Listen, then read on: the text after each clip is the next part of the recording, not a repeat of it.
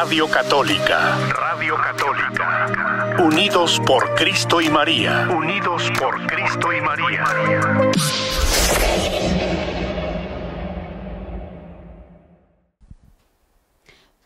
Muy buenas tardes familias de Unidos por Cristo y María. Hoy estamos en la inauguración de un nuevo segmento aquí en el ministerio que se llama La Entrevista. Y hoy tenemos el honor y el privilegio de tener a nuestro amigo de casa, el diácono José Reyes, en este primer día de este nuevo segmento. Bienvenido, diácono. Muy buenas tardes. Gracias por tenerme aquí con ustedes y de sorpresa porque yo venía a hacer un programa, pero no sabía de la entrevista, así es que bueno. Vamos a ver cómo salimos. Así trabaja Dios, ¿verdad? Así nosotros hacemos planes y Él nos dice, espérame, que tengo otro plan para ti. Bueno, pues muy buenas tardes, gracias por estar aquí. Y como ya lo comenté con ustedes, Él es el diácono José Reyes, pero hoy queremos conocer un poco más de usted. Queremos saber de dónde es, de su familia. Háblenos un poquito, diácono, acerca de usted. Bueno, soy originario de la República de El Salvador, en Centroamérica. Allá nací, allá crecí, allá viví toda, digamos, la primera parte de mi juventud, porque la segunda parte de mi juventud la estoy viviendo ahora. Pero nací en la ciudad de San Salvador, El Salvador. Crecí, mis padres somos 6 hermanos. Luego tengo otra hermana que vino a vivir con nosotros, es tía mía, pero vino a vivir con nosotros cuando ella era muy pequeña, entonces la consideramos como una hermana más. Entonces crecimos 7, éramos 7 en casa que crecimos ahí. Mis padres pues siempre mantuvieron a toda la familia y fuimos creciendo en una familia católica. No sé qué más poderle decir, pero sí, crecimos ahí en San Salvador, El Salvador. Muy bien, gracias. Pues era una familia de 7, una familia, digamos, en aquellos tiempos de mediano, ¿verdad? Porque recordemos que hace muchos años la mayoría de las personas tenía 8, tenía 10 hijos, entonces una familia le podríamos decir un poquito numerosa, pero ¿y hace cuánto tiempo que usted llegó a este país? ¿Cómo llegó a este país, diácono? Nuestra salida de El Salvador corresponde a la época, digamos, bastante dura en la historia salvadoreña de la Guerra Civil. Nosotros salimos de El Salvador el 22 de diciembre de 1984. Todavía recuerdo ese día como que hubiera sido ayer. Venimos hacia los Estados Unidos como turistas. Nos quedamos acá. Teníamos la intención de permanecer aquí de 6 meses a 1 año. Ni mi esposa ni yo queríamos vivir en este país. Entonces planeábamos regresar a El Salvador después de 1 año de estar acá. Para entonces, en 1984, ya nos habíamos casado allá en El Salvador y nuestra hija mayor, Margarita Andrea, había nacido allá en El Salvador. Entonces venimos los 3. Vino mi suegra con los hermanos de mi esposa. Ya mis padres con mis 3 hermanos menores ya vivían ellos acá en Estados Unidos. Mi hermano mayor agarró rumbo hacia Canadá. Él se estableció en Canadá y pues salimos, los últimos que quedábamos, salimos en diciembre del 84. Venimos a vivir en la ciudad de Concord, en el área de la Bahía. Se puede decir entonces que tiene muchísimo más tiempo viviendo en este país que el tiempo que vivió en El Salvador, ¿verdad? Así es, sí. Y diácono, cuéntenos un poquito acerca dónde usted trabajó, dónde estuvo ejerciendo ese tiempo de trabajo, ¿verdad? Mi vida profesional, digamos, comenzó en El Salvador. Yo estudié en la Universidad Centroamericana José Simeón Cañas, se llama la universidad allá en El Salvador, dirigida por los sacerdotes jesuitas, y me gradué de ingeniero mecánico, pero nunca trabajé como ingeniero mecánico.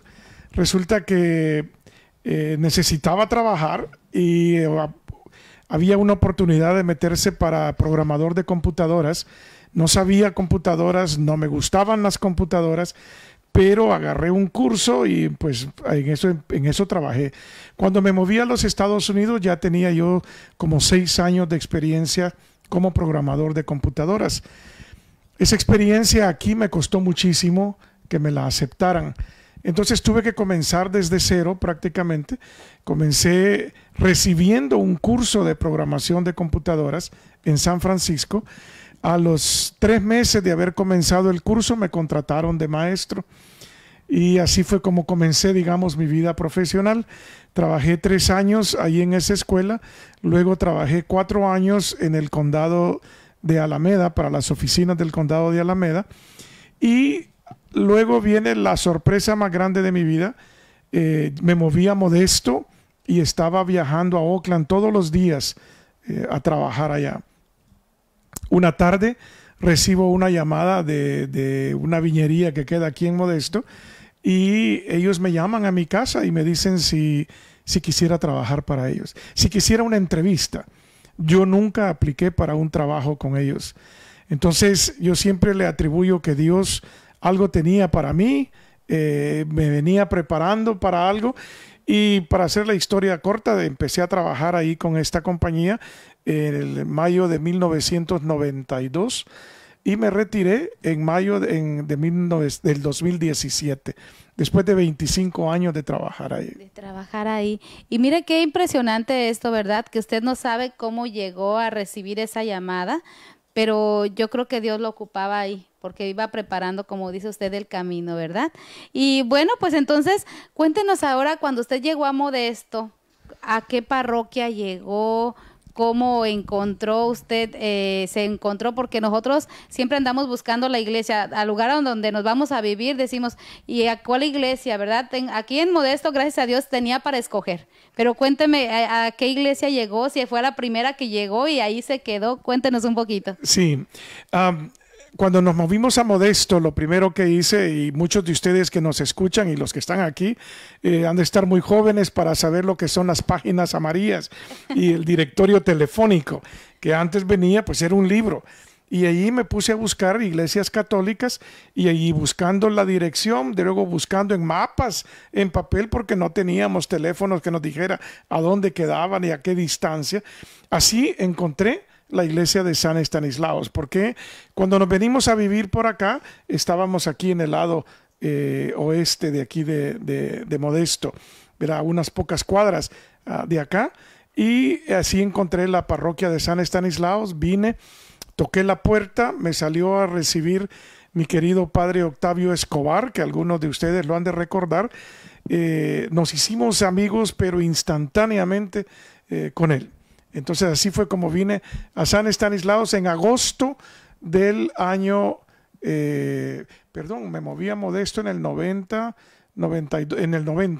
Entonces en agosto del año 90 fue que encontré la parroquia de San Estanislaos. Se encontró con San Estanislaos en agosto del 90. Hace algunos ayeres, entonces, pero como dice usted, parece que fue ayer, ¿verdad? Pero, y diácono, cuéntenos un poquito, ¿usted servía como feligrés, estaba en alguna de los programas voluntarios que se ocupan, ¿verdad?, en la iglesia? ¿Usted estuvo al cargo de algo antes de ser diácono? Como le digo, mi querido padre Octavio Escobar, la amistad creció instantáneamente y en ese momento que yo tocaba la puerta de la iglesia, comenzaban en San Estanislaos los talleres de oración y vida del padre Ignacio Larrañaga. Entonces él me invitó a tomarlos. Tomamos los talleres, mi esposa y yo, y después de tomar los talleres necesitaban personas que tomaran el liderazgo de los talleres de oración y vida en el norte de California. Y mi esposa y yo pues tomamos parte del grupo que coordinó los talleres de oración y vida por varios años. Yo le debo mi vida espiritual, donde yo estoy ahorita, se las debo a talleres de oración y vida con el padre Ignacio Larrañaga. Luego nos involucramos en la parroquia como lectores, como ministros de comunión. Estuve a cargo de la coordinación de todos los ministros aquí en la parroquia El diaconado no viene a entrar sino hasta 1998.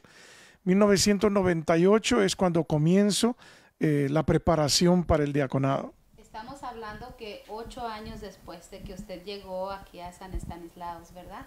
Y cuéntenos un poco, antes de que nos cuente un poquito, diácono, acerca de cómo recibió usted ese llamado.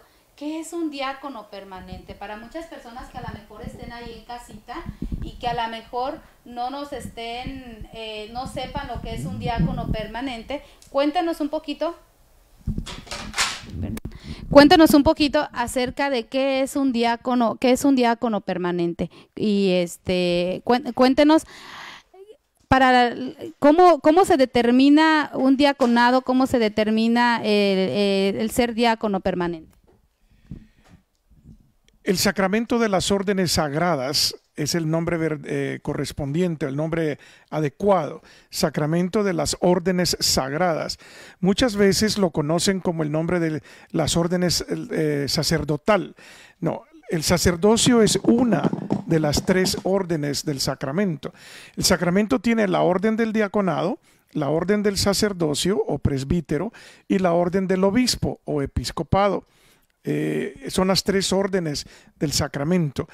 La primera orden, que es el diaconado, es la orden para donde uno comienza, digamos, en el camino de las órdenes sagradas. Todo sacerdote fue ordenado diácono primero. Por eso hay 2 tipos de diaconado: el diaconado permanente y el diaconado transitorio. El diaconado transitorio son aquellos diáconos que van a ser sacerdotes, que van hacia el sacerdocio.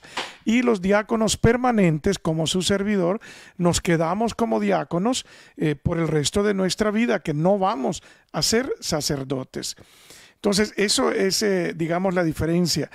¿Qué es un diácono? Como diácono nosotros trabajamos en 3 áreas en la vida eclesial. Una es proclamando el evangelio. Cuando nosotros nos ordenan, nos entregan un libro de los evangelios y el obispo dice: recibe el evangelio de Cristo, del cual eres el heraldo. Cree lo que lees, practica enseña lo que crees, practica lo que enseñas. Entonces eso nos motiva a nosotros creer en el evangelio, enseñar lo que creemos y practicar en nuestra vida lo que enseñamos. Entonces la vida es la proclamación del evangelio. La otra es la vida litúrgica de la iglesia. Podemos hacer bautismos, ser testigos de matrimonios, bendiciones, liturgias, visitar a los enfermos y luego ser un intercesor o un advocacía, en el trabajo de advocacía por aquellos que más lo necesitan. Gracias por aclararnos entonces de que hay 2 tipos de diaconado, el que ejercen nuestros seminaristas, los que están, ¿verdad?, estudiando para ser sacerdote, y los permanentes como usted. Y cuéntenos un poquito, diácono, la comunidad que nos está siguiendo a través de Facebook, tal vez está interesada en saber ¿cómo fue el llamado? ¿Cómo sintió usted el llamado al diaconado? ¿Qué fue lo que lo hizo a usted decir, yo quiero ser un diácono? ¿Fue sugerencia? ¿Fue un llamado? ¿Cómo fue? Mi querido amigo, el padre Octavio Escobar, como ya lo mencioné en más de una ocasión, un día estando en mi casa me dice: José, deberías de considerar ser diácono.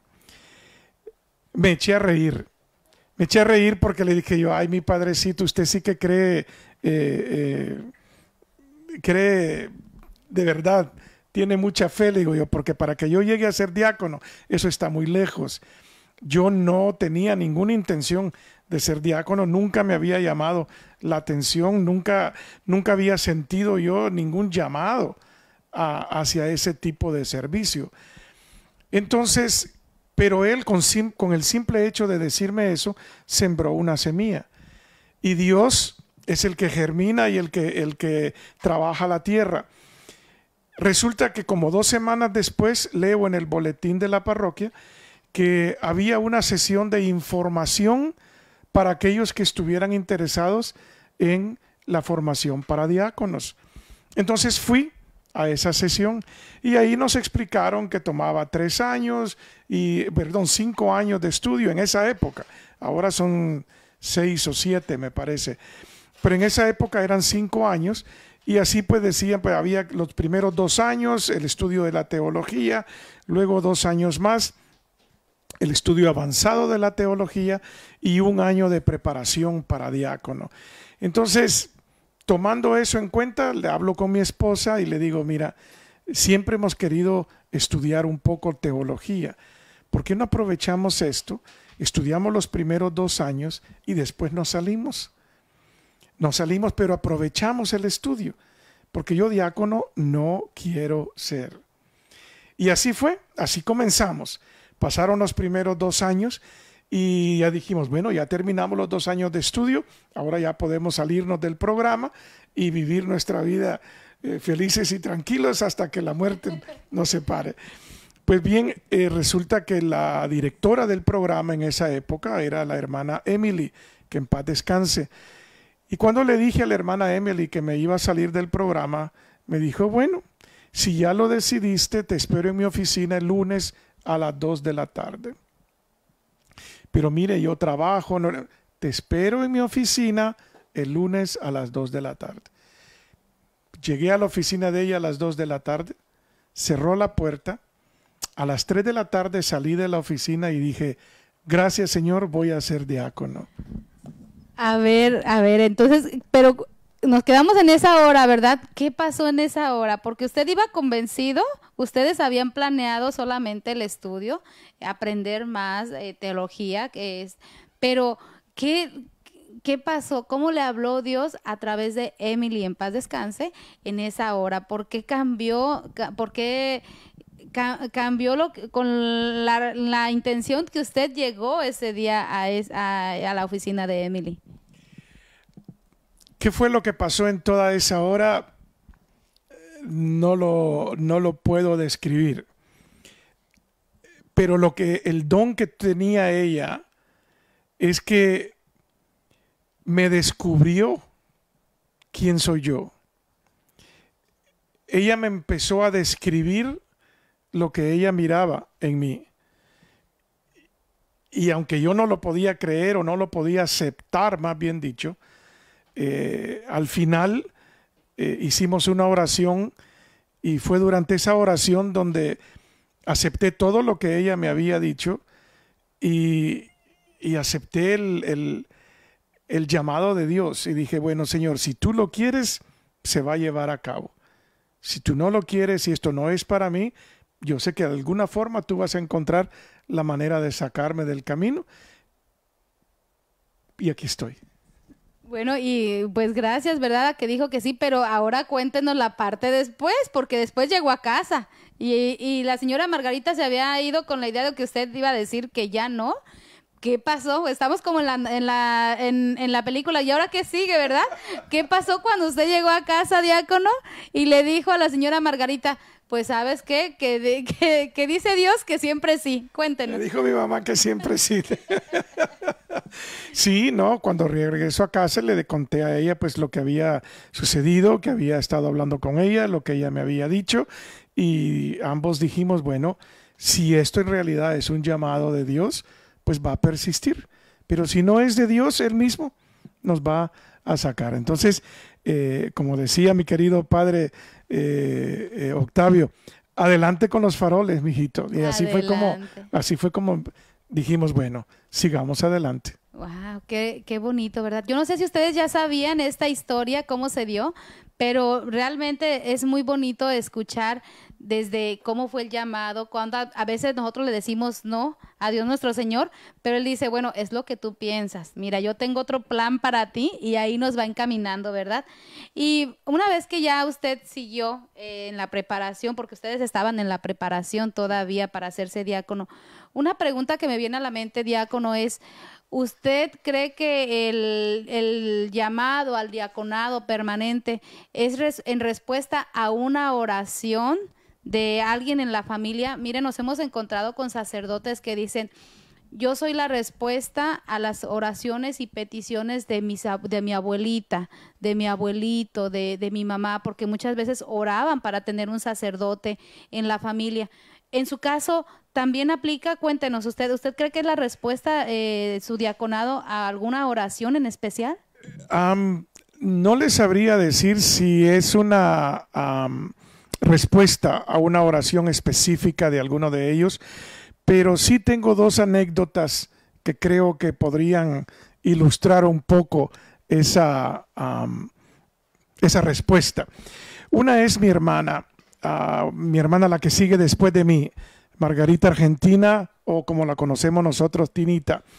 Mi hermana Tinita, ella entró en la organización del Opus Dei, que es una organización religiosa dentro de la Iglesia Católica, y ella es de las que se llaman de las mujeres numerarias, y ella entró ahí. Entonces, cuando ella entró, yo no la apoyé.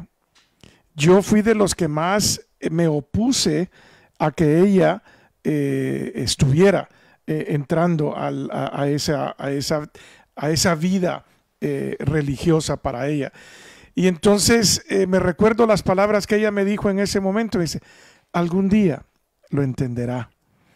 Eso fue todo lo que dijo. Entonces creo yo que de por ahí viene también la respuesta, ¿verdad? Que algún día yo tenía que entender lo que ella estaba viviendo. Y antes de continuar, vamos a terminar esta primera parte de esta entrevista y enseguida vamos a continuar con en este nuevo segmento que tenemos, que se llama La Entrevista. No se despegue porque continuamos en unos minutitos. Bendiciones. Y bueno, pues aquí regresamos a la segunda parte de este nuevo segmento que tenemos aquí en el Ministerio de Unidos por Cristo y María, que se llama La Entrevista. Y hoy continuamos con nuestro amigo de casa, el diácono José Reyes, con la segunda parte. Si usted está recién sintonizando a través de Facebook o YouTube, recuerde, esta es la segunda parte de la entrevista. Le recomendamos que vea la primera parte para que no se pierda todo lo que ya hemos compartido. Pero bueno, vamos a continuar entonces en este momento. La pregunta que nos quedó a medias, ¿usted cree que usted es el servicio al diaconado es la respuesta a alguna oración por parte de algún familiar, alguien en la familia que haya pedido, nos gustaría tener a alguien aquí y haya orado a Dios nuestro Señor pidiendo a tener a alguien religioso en la familia, diácono? Como le decía, no sé yo si fue la respuesta directa a una petición de tener a alguien así, pero la segunda parte de mi respuesta es, hay un momento en mi vida, cuando yo tenía 10 años, que tuve esta enfermedad que se llama meningitis. Es la enfermedad de la membrana que cubre el cerebro. Y estuve muy enfermo, estuve pues prácticamente al borde de la muerte. Y mi madre iba a hacer oración todos los días a la Basílica de Guadalupe en San Salvador y le pedía a la Virgen de Guadalupe por mí. Llegó un momento en que la oración, ella pues no miraba ninguna mejoría de parte mía en mi enfermedad, y entonces llega un día donde ella llega a la Basílica de Guadalupe y le dice a la Virgen, Virgencita, si ya es hora de que él se vaya, ven tú a traerlo. Ven tú a traerlo y llévalo a tu presencia.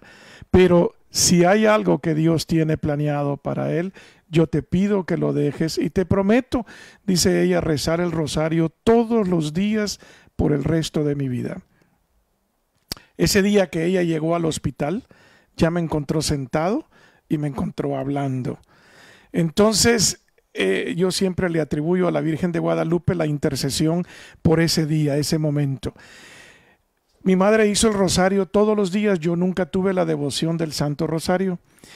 Empecé yo a tener la devoción del Santo Rosario hasta después de la muerte de ella, que fue cuando me enteré de esta historia que le estoy compartiendo. Yo no sabía eso de que ella había estado en la basílica haciendo oración y que era la oración que ella había hecho. Una hermana me lo comentó y ahí dije, no, pues si ella rezaba el rosario por mí, ahora yo lo voy a rezar el resto de mi vida también.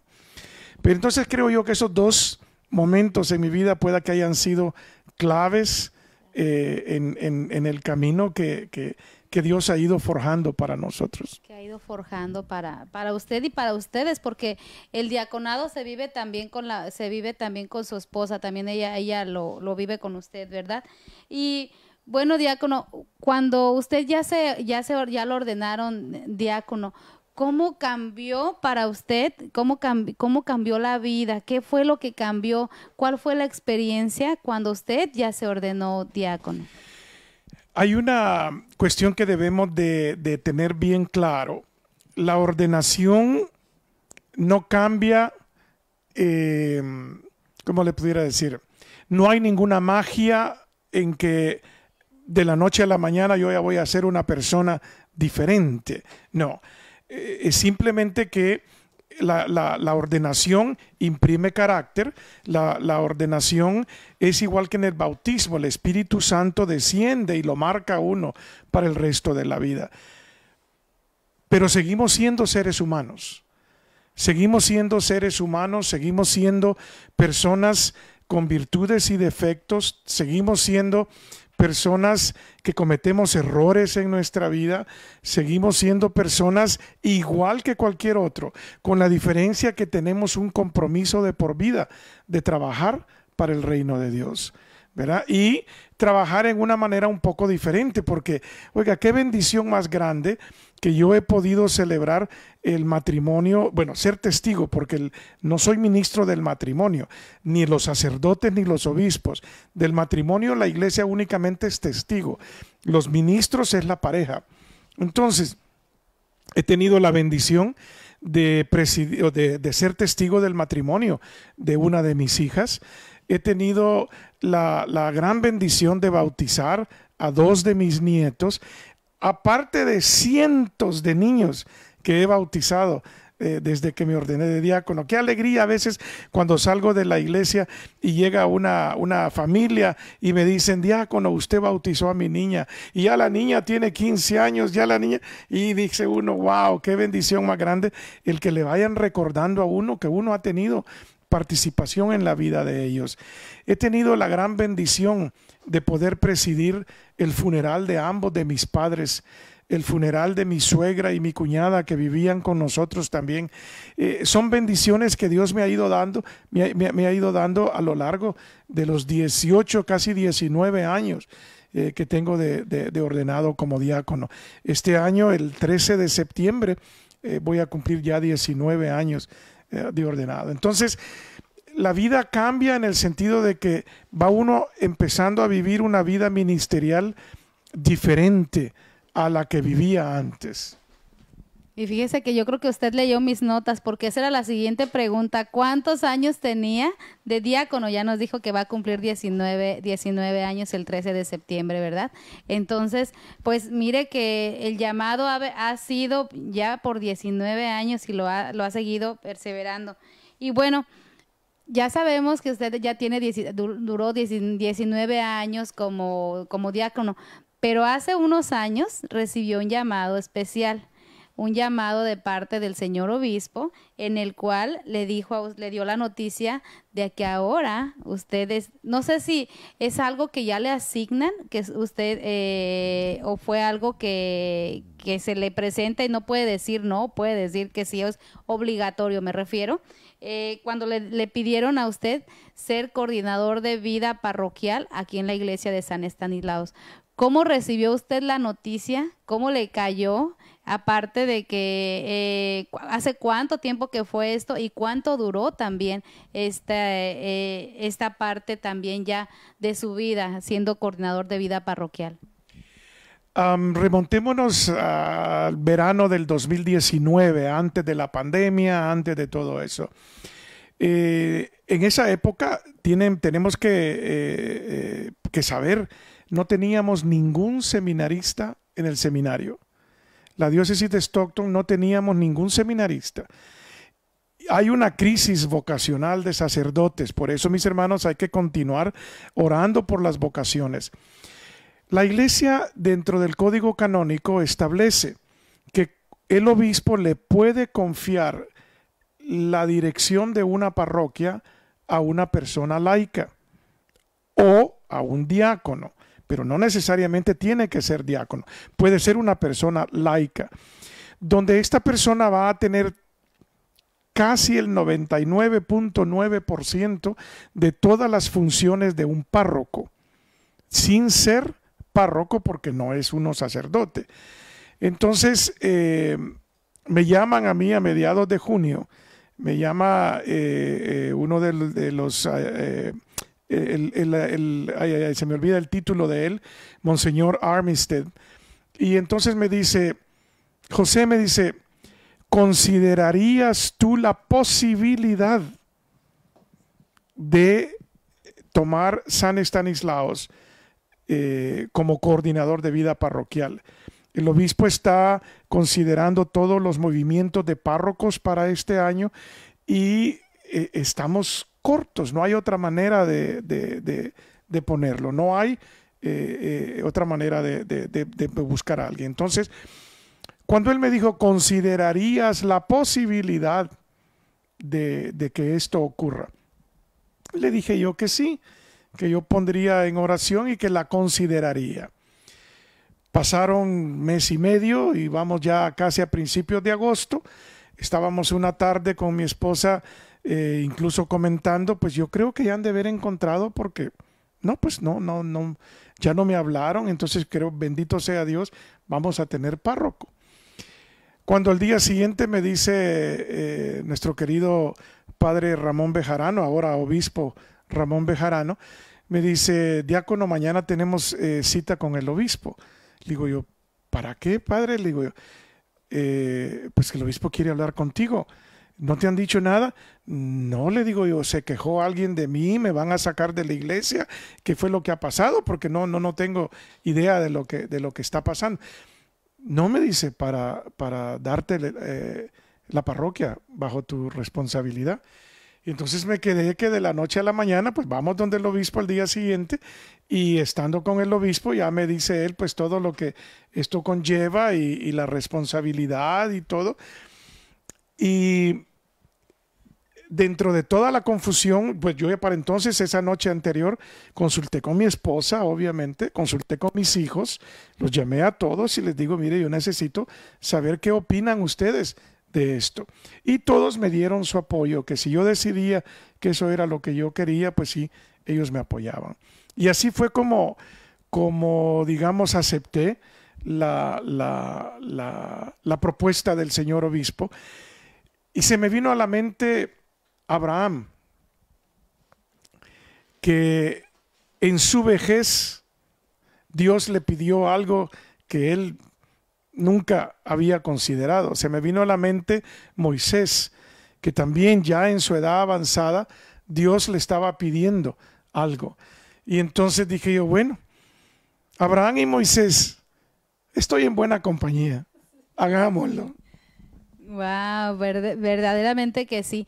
Y otra pregunta, diácono, ¿cuáles fueron los mayores retos a los que usted se encontró en este tiempo como coordinador? Puedo decir que hubieron dos retos bastante fuertes. Los demás fueron retos, pero más como oportunidades.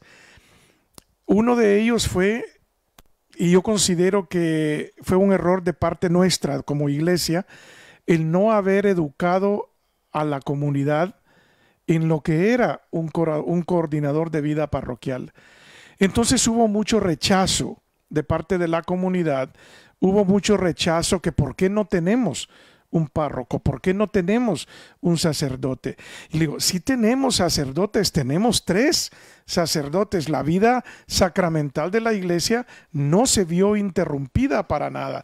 Las misas continuaron, los sacramentos continuaron, pero la administración pastoral de la parroquia siguió bajo mi responsabilidad y no la de un párroco. Entonces, pero ese fue un reto bastante difícil. Muchos de miembros de nuestra familia de habla inglesa se fueron de la parroquia, Se fueron de la parroquia, ¿por qué? Porque no podían aceptar que no hubiera un párroco. Incluso dentro de algunos de los comités que me tocaba participar dentro de la parroquia, habían quienes me consideraban como un castigo de la diócesis, que la diócesis estaba castigando a San Estanislaos al no poner un párroco y al ponerme a mí a cargo de la parroquia. Entonces, ese fue un reto. Cuando empezábamos, después de varios meses, empezaba yo a ver un progreso en que la gente aceptaba un poco más el que yo no era sacerdote ni párroco, sino coordinador de vida parroquial. Se viene la pandemia. La pandemia vino a cambiarnos todo. Yo le doy gracias a Dios que fue durante la pandemia que me permitió estar sirviéndole a la parroquia en esta capacidad, porque fue un tiempo muy difícil para todos. Un tiempo muy difícil para la parroquia, muy difícil para el personal, muy difícil para la comunidad, muy difícil para mí personalmente. Pero si no hubiera sido por la gracia del Espíritu Santo, y aquí sí le puedo decir, aquí sí me sentía como Moisés. ¿Por qué? Cuando Moisés estaban en una de las batallas, a Aarón y no me acuerdo quién era el otro, le sostenían los brazos. Y cuando Moisés levantaba los brazos, ellos iban ganando. Cuando a él se le caían los brazos, ellos iban perdiendo. Las oraciones de tanta gente por mí, por el servicio que yo estaba dando, por sostenerme en mi fe, y yo sé que había muchos grupos que hacían oración por mí, personas que hacían oración por mí. Ellos eran los que me mantenían los brazos en alto y los que me mantenían haciendo el trabajo para el cual Dios me lo había encomendado.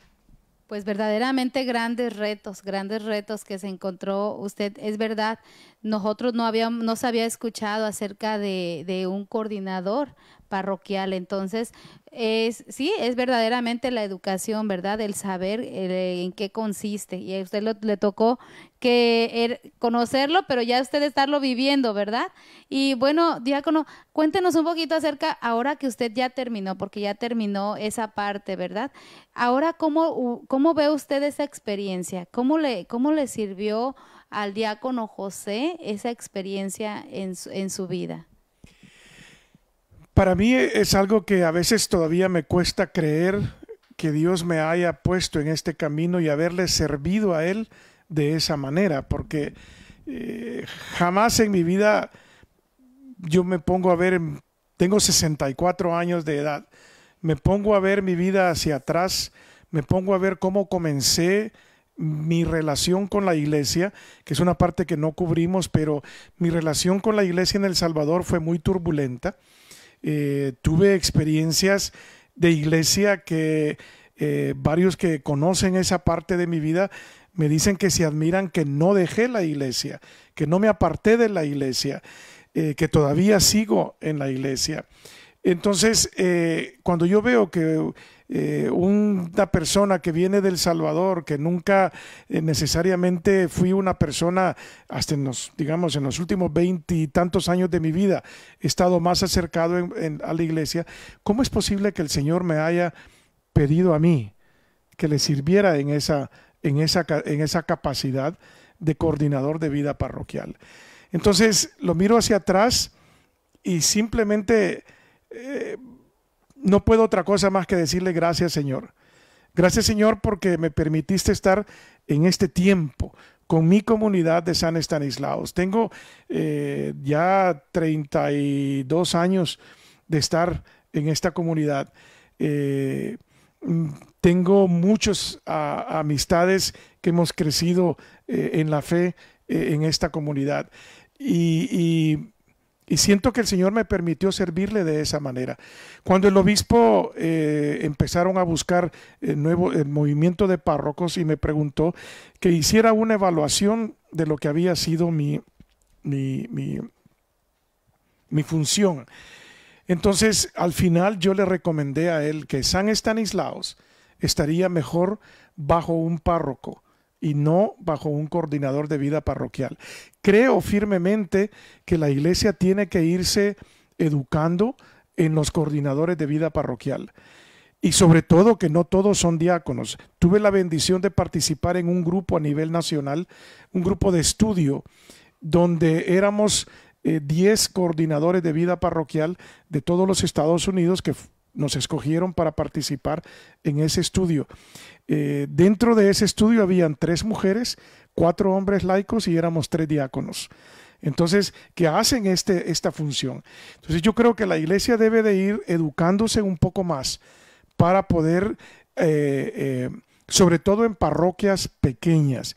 San Estanislao es una parroquia demasiado grande y compleja que no creo yo que vaya a funcionar con un coordinador de vida parroquial. Y esa fue mi recomendación al obispo y él tomó la recomendación y buscó y ahora tenemos al padre Adrián Cisneros, que no es párroco, ahorita él es se llama administrador parroquial, parish administrator se llama él. Entonces, porque es su primera asignación, el obispo los pone así de esa forma para que ellos ganen experiencia hasta después ya poderlos nombrar como párrocos. Bueno, pues mire qué interesante, ¿verdad? Y nos vamos a ir con nuestra última pregunta, diácono. ¿Qué sigue? ¿Qué sigue ahora para el diácono José Reyes? ¿Qué le depara el futuro? ¿Qué viene? ¿Qué viene para usted ahora? A mí me encantaría retirarme, jubilarme y bueno, ya empezar a vivir otro tipo de experiencia en mi vida. Pero no puedo todavía. Todavía unos 2 años más voy a seguir trabajando aquí en la parroquia como director de liturgia, que era lo que hacía antes de tomar la otra posición. Entonces voy a continuar, pero ahora de una manera un poco más relajada, 4 días a la semana nada más voy a estar trabajando, me voy a estar tomando más tiempo libre. Quiero hacer una camiseta que dice no estoy retirado, simplemente soy abuelo a tiempo completo. Y quiero empezar ya a disfrutar pues de esa parte de mi vida donde ya empiezo a salirme de lo que es el trabajo y dedicarme un poco más a mi jubilación, a mi retiro, a mi familia, a mis nietos y continuar sirviéndole a la parroquia como diácono. Bueno, pues mire qué buen plan, ¿verdad? Bueno, pues muchísimas gracias, diácono. Gracias por haber inaugurado este nuevo segmento aquí en Unidos por Cristo y María que se llama La Entrevista. Muchísimas gracias, gracias porque a través de estas entrevistas usted va a tener la oportunidad de conocer más diáconos y sacerdotes de nuestra comunidad. Así que ya lo sabe, sigue en sintonía de Ministerio de Unidos por Cristo y María y de antemano muchísimas gracias. Gracias. ¿Algo que nos quiera agregar, algo con lo que usted quiera terminar, diácono? No, muchísimas gracias por la invitación de estar con ustedes este día y los invito a que nos sigan escuchando en la radio Unidos por Cristo y María y los martes a las 9 de la mañana tengo con ustedes el programa de El Camino de la Oración y los jueves a las 9 de la mañana compartiendo la fe, tomando café con el diácono José. Bueno, pues ya lo escuchó, síganos aquí, siga estos programas y siga en sintonía de esta su radio católica Unidos por Cristo y María. Bendiciones. Seguimos aquí en su radio Unidos por Cristo y María y ahora tenemos un nuevo invitado que, bueno, ya no es medio como invitado, él sí hace un programa aquí, entonces... Aquí vamos con este programa Alimentando a la Familia Espiritualmente. Bienvenido, hermano Luis, bienvenido. Bienvenidos también a ustedes que nos están sintonizando a través de las estaciones de radio locales y también usted que se va a unir a través de Facebook. Muy buenas tardes, ¿cómo está hoy? Muy buenas tardes, hermana Lucy, hermanito Mateo. Pues estamos bien, gracias a Dios. Aquí continuando con la labor de alimentar a la familia espiritualmente. Es un alimento que realmente necesitamos todos, todos los que estamos casados, los que estamos casados con una mujer con un hombre, los que estamos casados, me refiero yo a la mujer con el hombre con la mujer, no hombre con hombre ni mujer con mujer, hay que poner eso en claro. Y pues alimentar a la familia es muy, muy importante, hermanita Lucy, porque tenemos que llevar la enseñanza a los hijos sobre lo que es la realidad. Y el Papa Francisco nos habla en su encíclica de Tutti Fratelli acerca del descarte.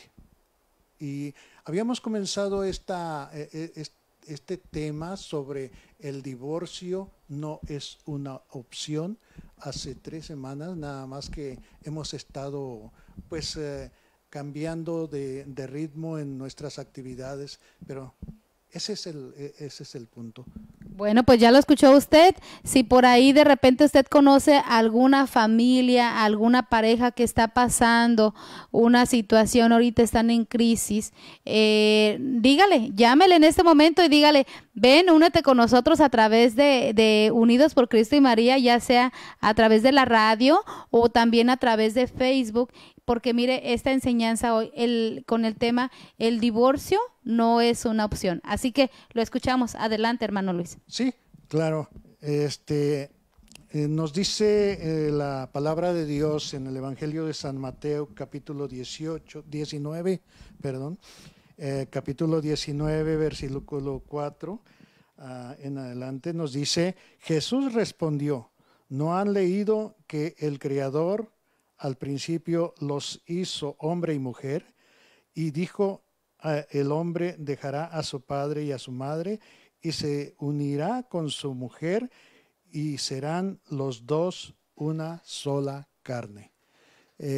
Aquí está un punto muy importante para todos los que hemos recibido el sacramento del matrimonio.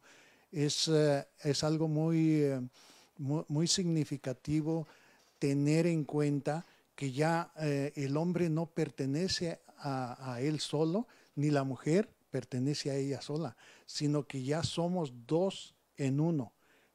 Y a veces yo me atrevo a decir que somos 3 en 1, porque cuando entramos a casarnos a la iglesia católica y entramos el novio, la novia, y después de allí, al salir ya después de haber dado su palabra de que sí vamos a ser fieles hasta la muerte, enfrentándonos a todo lo que venga, enfrentándonos a las condiciones buenas o malas, pobres, necesidades, enfermedades, todo lo que aparezca en el matrimonio, vamos a estar juntos. Y ya al salir después de todo eso, ya venimos a ser 3 personas en una. ¿Por qué 3 personas en una? Porque entramos en novio y novia y salimos esposo y esposa convertido en uno, pero traemos en el corazón, traemos entre nosotros, en nuestro matrimonio, a Jesús. Esa es la parte importante, porque hay muchas personas ahorita que dicen, pues yo no me caso, mejor voy a vivir así solo, voy a vivir sola con mi novio, con mi novia, voy a vivir así porque pues ya no se acostumbra a eso, ya todo mundo hace eso, ya todo mundo acostumbra a vivir sin casarse. ¿Y cómo le ha ido a todo el mundo? ¿Cómo está yendo en todo el mundo? Las personas que viven sin casarse, que nada más viven en amaciato y que no quieren tener a Dios en su vida, que no tienen que tener a Jesús en sus casas, en su matrimonio. Esas personas pues son personas muy vulnerables a el pecado, al demonio, a todos los conflictos que van apareciendo. ¿Que no hay conflictos en el matrimonio? Claro que los hay. No hay desacuerdos, pero esos desacuerdos, de acuerdo a lo que nosotros necesitamos, Jesús, Dios, nos está ayudando día a día, nos está llevando por el camino, nos está llevando por el bien, y así vamos nosotros empezando a a la convivencia en una nueva familia, y primero los esposos solitos, después vienen los hijos, y con Jesús tenemos la capacidad de educar a nuestros hijos en el buen camino. Sí, y yo creo que uno de los mayores problemas, hermano Luis, que podemos nosotros ver es también el hecho de que muchas veces las parejas no están tan conscientes acerca del sacramento que están recibiendo. Me atrevo a decir que he sido coordinadora de bodas por algunos años y me atrevo a pensar que muchas veces ellos van a la iglesia porque ellos dicen, oh, es que yo quiero darles ese regalo a mis papás de que me vean casarme a la iglesia, pero me atrevo a pensar que no están conscientes completamente de lo que significa el sacramento que están recibiendo. No sé si usted coincida en esto conmigo, porque yo creo que muchas veces es por eso que nosotros vemos que a lo mejor al año, a los 2 años, están buscando o la forma de anular el matrimonio, o están buscando, se están separando, está llegando esto porque no están conscientes acerca verdaderamente del sacramento, el gran sacramento y compromiso que se está adquiriendo, hermano Luis. Sí. Correcto. Yo estoy totalmente de acuerdo en Lucy, porque la verdad yo creo que hay unas personas que se quieren casar a la iglesia solo para como impresionar a sus padres de que se casan a la iglesia, pero realmente no quieren hacerlo. Sí, tiene mucha razón, Mateo, muchísima razón, y eso es un compromiso muy importante el que se adquiere, porque como acabamos de leer en la palabra de Dios, ya no son dos, es una sola carne. Y pues, ¿quién podría decir que este dedo nos puede servir igual si lo partimos a la mitad? ¿Verdad que no se podría? Si lo partimos a la mitad, no se puede. Es lo mismo que pasa cuando alguien se divorcia. En el divorcio solamente hay unas personas que ganan, se llaman abogados. Y hay muchas personas que pierden, entre ellos los hijos. Ellos pierden al papá, pierden a la mamá, aunque digan tenemos muy buena amistad, tenemos muy buena relación, nos hablamos todos los días, a ver cómo están mis hijos, a ver cómo le está yendo en su nuevo matrimonio, cosas, eufemismos muy modernos, pero muy fuera de la moral. El padre Juan Serna me indicó en una ocasión, cuando empezamos a hacer este programa, que siempre habláramos de la moral en el matrimonio, que la moral es el fundamento principal de vivir como Dios quiere. Y es cierto, es cierto. Inclusive, si mucha gente a veces me han preguntado, ¿y cómo podemos hacer para que el Padre nos ayude a entender mejor nuestro matrimonio? ¿Cómo podemos hacer para que el Padre, es que el Padre casi no tiene tiempo, es que el Padre anda ocupado, o el diácono no me... Y yo necesito que el Padre me ayude para ver cómo resuelvo mi problema, cómo resuelvo esto, Hermanos, es que no podemos estar de la mano de un sacerdote todo el tiempo. El sacerdote nos ayuda, el sacerdote nos da, ora por nosotros, que es una ayuda enorme. Pero tenemos nosotros como seres humanos, como personas, entender que el matrimonio debe de vivirse bajo una regla que es la ley de Dios. Y eso es lo que tenemos nosotros muchas de las veces en la juventud ahora, Y en la juventud de antes también, no vamos a negar que en los años cuando yo era joven, no había personas que pensaban así, oh, yo mejor me separo, me divorcio de mi esposa, me junto con otra mujer, o me junto con otro hombre, porque ya no aguanto a este hombre borracho, porque ya no aguanto a este hombre gritón, o porque ya no aguanto a esta mujer que ya se hizo fea, que ya se hizo gorda. Los hombres jóvenes vamos a cambiar, las mujeres jóvenes van a cambiar con el tiempo, ya no van a tener la misma cara, ya no van a tener el mismo cuerpo, eso es indiscutible.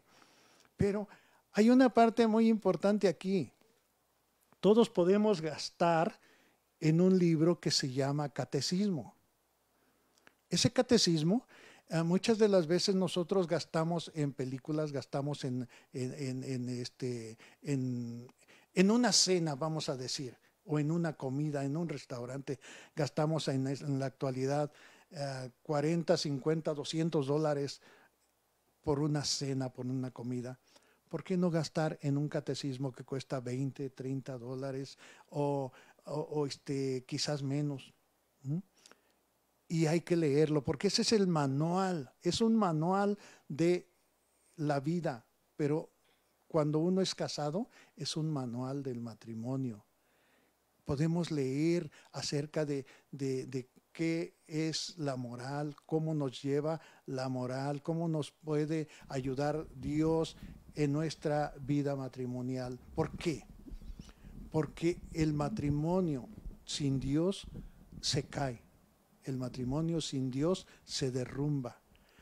Y hay una parte muy importante en el catecismo, en el numeral 1611, o sea, 1611, donde nos enseña que la Iglesia Católica nos ha ido preparando este manual, que nos enseña que desde el Antiguo Testamento, en el libro de Ruth, en el libro de Tobías, en el Cantar de los Cantares, nos viene preparando Dios el cómo vivir el matrimonio, cómo vivir esta vida que no es fácil. Es algo que realmente debemos de ver. Y allí en ese Cantar de los Cantares, en este libro que es, ¿cómo se llama? Ruth, nos enseña muchas cosas hermosas. Tobías.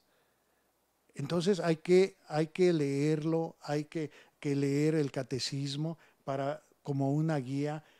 En el numeral 1606 nos indica que la vida del matrimonio no es fácil, que hay pecados que vencer, que hay pecados que luchar contra ellos, hay pecados que tenemos que guiarnos bajo la mano de Dios, bajo los 10 mandamientos. Y allí en total, desde el 1601 en el catecismo en adelante, vamos a encontrar para el matrimonio un tesoro grandísimo, hermanita Lucy. Es algo que realmente mucha de la gente pensará, bueno, pero es que yo tengo problemas muy grandes. Todos tenemos problemas muy grandes. En el matrimonio hay problemas muy grandes. ¿Por qué? Porque el hombre piensa como hombre, la mujer como mujer, no piensan igual, sus gustos son diferentes, el gusto de los hijos cuando llegan son diferentes. Entonces hay que ir acomodando todo eso a la vida diaria. Y eso es lo importante. Allí está la clave. ¿Cómo? Aplicando o viviendo en forma honesta lo que es lo que a mí me corresponde como esposo, como padre, como abuelo, lo que a mi esposa le corresponde como madre, como abuela, como esposa. Los dos a veces no nos ponemos de acuerdo en algo, pero desde que nos casamos tenemos la costumbre de orar. Orar al levantarnos, orar al comer, orar al acostarnos. Y la oración nos ayuda, porque en la oración arrimamos a Dios hacia nosotros, hacia nuestros corazones. Así es, hermano Luis, porque también recordemos que nosotros estamos todos llamados a la santidad y nosotros nos podemos a través de nuestro matrimonio también llevar nuestro matrimonio, llevar a mi pareja a la santidad a través de nuestro matrimonio. Y muchas veces nosotros nos encontramos con, decimos, es que no hay un instructivo. Ay, creo que ahí nos equivocamos porque sí lo hay, está en la Sagrada Biblia y también está el Catecismo de la Iglesia Católica. Así que si usted de repente dice, bueno, yo ¿dónde encuentro ese libro? ¿Dónde están? Pues nosotros lo invitamos a que pase, voy a hacer comercial, lo invitamos a que pase aquí a la librería, porque aquí en la librería tenemos el libro, el Catecismo de la Iglesia Católica, en un tamaño accesible para que usted lo lleve y mire, nosotros necesitamos invertirle tiempo a aprender, invertir tiempo a nosotros, a lo que nosotros queremos mejorar. Y hablando del matrimonio, si nosotros queremos mejorar nuestro matrimonio, pues nosotros necesitamos invertir tiempo aprendiendo. Ahorita, no sé si usted esté de acuerdo, hermano Luis, pero hay tantas cosas que las redes sociales nos pueden servir para bien, para nosotros aprender más acerca de cómo llevarnos en nuestro matrimonio, pero también tenemos que tener mucho cuidado, ¿verdad? Claro. Entonces, pero usémoslo y hablemoslo de lo positivo, que también ahí podemos encontrar mucho material de nosotros acerca del matrimonio. Sí, y sí, adelante. Correcto, y muchas de esas cosas católicas que acaban de decir se encuentran en el catecismo. Es por eso que la razón es tan obvia que lo tienen que comprar. Es muy recomendable para matrimonios. Claro que sí, ya lo escuchó usted. Así que recuerde, pase a la librería de aquí de Unidos por Cristo y María, en donde usted va a encontrar el Catecismo de la Iglesia Católica. Sí, hay una, para cerrar, no sé cuánto tiempo nos queda, hermana, pero me gustaría decirles que en el matrimonio nos encontramos con partes emocionales positivas y negativas. Entonces, tenemos que darnos cuenta cuando vivimos en matrimonio, cuáles son las emociones positivas y cuáles son las emociones negativas que nos acompañan. Y si logramos identificar esas emociones, positivo y negativo, vamos a tener un arma o una herramienta muy importante para de ahí nosotros poder combatir nuestras diferencias entre esposo y esposa y de esa manera evitar cualquier posibilidad de divorcio. Porque, como dijimos antes, los únicos que ganan en el divorcio son los abogados. Hay muchos perdedores, hijos y esposos. Todos pierden porque yo comparo esto a los esposos cuando se casan y se divorcian, se encuentran otra persona, se vuelven a casar, se vuelven a divorciar y así lo hacen 3, 4, 6, 7 veces como modelo, toman las telenovelas, como modelo toman a los artistas y el problema es esto, yo como modelo tomo el deporte y cada una de esas personas que se va casando y divorciando a diferentes etapas va tomando la forma en la vida de una pelota que va de mano en mano, de en pie, y al último ya no sirve para nada y queda arrumbada por allí sin nadie que la quiera usar. Así es las personas que llegan a divorciarse y a casarse en diferentes ocasiones. Es triste, pero es una realidad. Conozco personas que desafortunadamente viven esa situación. Entonces, hermanos, hermanas, hay que reconocer cuando tenemos rencor, cuando tenemos odio, cuando tenemos resentimiento, cuando tenemos hostilidad, miedo. Y también hay que reconocer cuando las cosas son positivas, por ejemplo, que hay esperanza, humildad, simpatía, comprensión, amor, todo eso. Hay que saber reconocer esas partes y así podemos ganarle a la diferencia que hay entre un momento y otro. Claro que sí, habló de una palabra clave, reconocer. Es decir, que nosotros primero las tenemos que conocer, estas palabras, la esperanza, la humildad, la empatía, y reconocerlas con mi pareja, ¿verdad? Entonces, Claro. para nosotros evitar caer en esta situación de no encontrar ya salida y buscar irnos por el camino fácil, que no es fácil tampoco.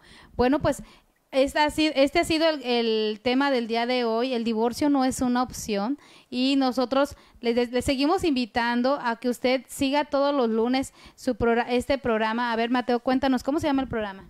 Alimentando a la familia espiritualmente, y ya sabe que el tema de hoy fue el divorcio no es una opción. Pues muchísimas gracias, hermano Luis, gracias por su tiempo, gracias por participar aquí en el Ministerio de Unidos por Cristo y María, y sigue en sintonía de esta su radio de bendición, Unidos por Cristo y María. ¿Algo más que usted quiera agregar, hermano Luis? Pues no, solamente recomendarles a todo mundo que en cada día inicien con una oración y finalicen su día con una oración, y que oren por todo mundo, pero sobre todo, oremos cada quien por nuestro matrimonio. Y otra vez regresamos, que les digo una última vez que sí, el catecismo de la Iglesia Católica sí se encuentra aquí en nuestra librería. Bueno, pues ya lo escuchó usted, tenemos una opción más, una herramienta más para ayudar a nuestro matrimonio. Que Dios los bendiga y siga en sintonía de esta su radio de bendición, Unidos por Cristo y María. Hasta la próxima. Hasta la próxima. Radio Católica. Unidos por Cristo y María. Unidos por Cristo y María.